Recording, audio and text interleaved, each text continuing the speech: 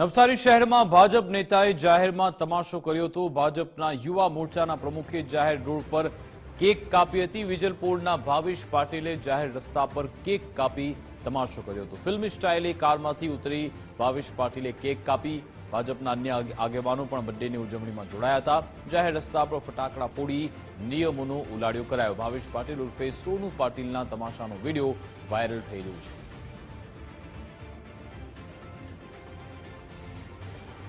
आज अंगे जानकारी आपसे संवाददाता स्नेहल फोन लाइन पर जोड़ाई गया है। जी स्नेहल।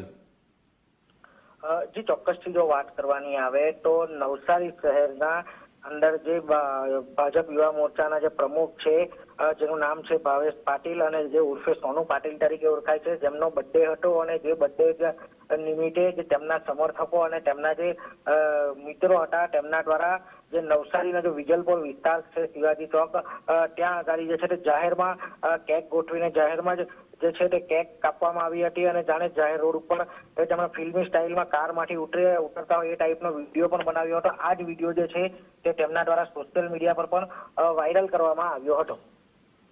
જી આભાર તમામ જાણકારી આપવા બદલ।